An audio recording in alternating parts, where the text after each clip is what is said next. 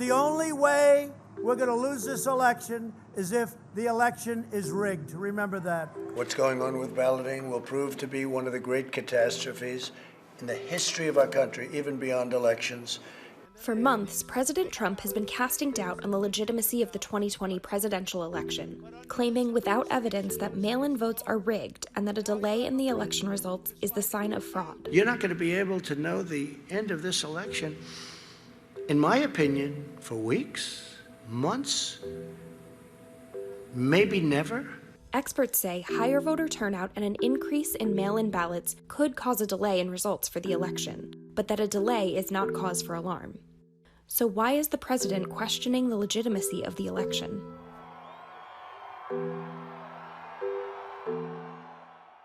Take a look at West Virginia, mailmen selling the ballots.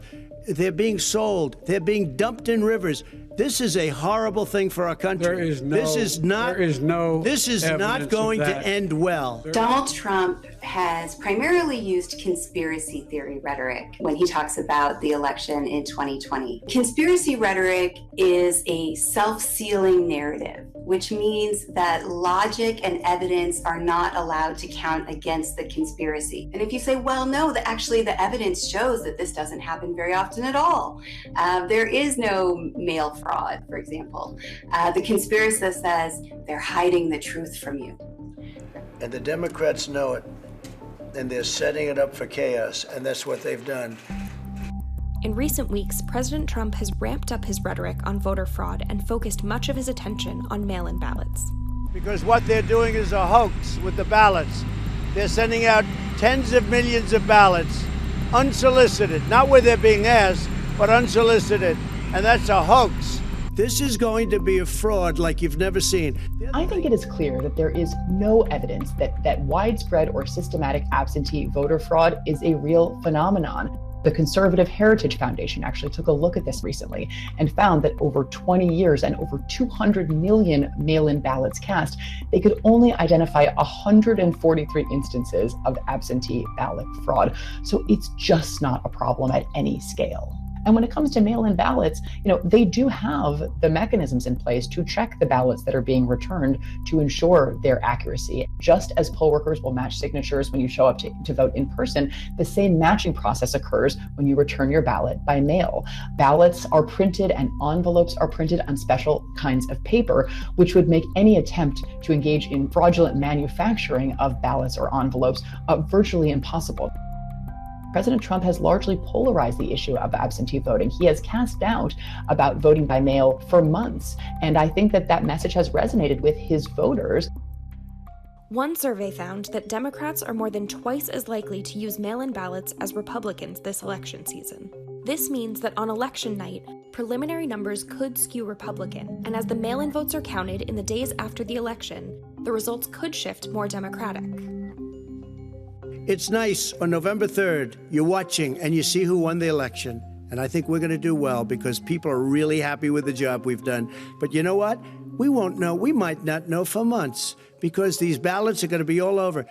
There's been a lot of talk about how the election outcome will be delegitimized or called into question if we don't have all of the votes counted on election day, which is really a fallacy. When elections are called, whether they be for the House or the Senate and in the presidential race, they are called based on the vote that is already recorded, the number of outstanding votes to come, and a set of typically provisional ballots that still have to be counted.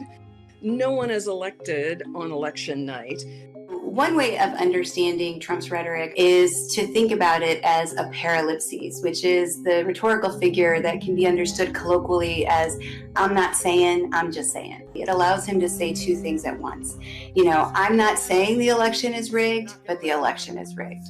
I'm not saying that they cheat, but they cheat. I hope it's going to be a fair election. If it's a fair election, I am 100% on board. But if I see tens of thousands of ballots being manipulated, I can't go along with that. Trump has cast doubt on the legitimacy of in-person voting as well, and has called on his supporters to independently monitor polling locations. I'm urging my supporters to go into the polls and watch very carefully, because that's what has to happen. I am urging them to do it. As you know, today there was a big problem. In Philadelphia, they went in to watch. They're called poll watchers, a very safe, very nice thing. They were thrown out. They weren't allowed to watch. You know why? Because bad things happen in Philadelphia, bad things. Poll watchers in most states need to be registered to observe. And in this case, the so-called poll watchers were not authorized, according to the Philadelphia Inquirer. Donald Trump is an expert at weaponizing communication. He's constantly using threats of force or intimidation, like saying he's going to sign up poll watchers, that make you feel like, things are really scary. By the way, when you see shenanigans, please report it to your authorities, okay? The real authorities. They're watching, and the authorities are watching. This isn't the first time Donald Trump has questioned the legitimacy of a U.S. election. In 2016, when he won the Electoral College but lost the popular vote, Trump claimed without evidence that millions of votes were cast illegally. He's preemptively doing that in 2020. So he is laying the groundwork for an argument that says, I didn't lose, they cheated. What the fear is that Donald Trump will take advantage of the fact that there is this gap where we don't know who has won, where he looks like he is winning and he's ahead, and he will declare victory. And he'll say, don't count the ballots, the election is over, I have won. The unsolicited millions of ballots that they're sending, it's a scam, it's a hoax, everybody knows that. And the Democrats know it better than anybody else. So you're going to need 9 justices up there. I think it's going to be very important. I think I'm counting on them to look at the ballots, definitely. I hope we don't need them in terms of the election itself. But for the ballots, I think so. A close election could allow more room to challenge the results and call for ballot recounts, similar to the Bush-Gore presidential race in 2000. We have a recent example from 20 years ago of the Supreme Court intervening. And so when Trump says, we need this new justice because it might be decided by the court, I think what he's trying to do is prepare the nation, again, sort of setting the groundwork for these arguments that he's going to have later to say, the Supreme Court should decide whether or not we should continue to count these ballots. They want to try and rig the election with all these mail-in ballots. Democracy in the United States depends on free and fair elections and hinges on the peaceful transfer of power. When people raise concerns about the peaceful transfer of power, it's disconcerting that candidates would question that. Well, we're going to have to see what happens. You know that I've been complaining very strongly about the ballots, and the ballots are a disaster. Get rid of the ballots and we'll have a very peaceful, there won't be a transfer, frankly, there'll be a continuation.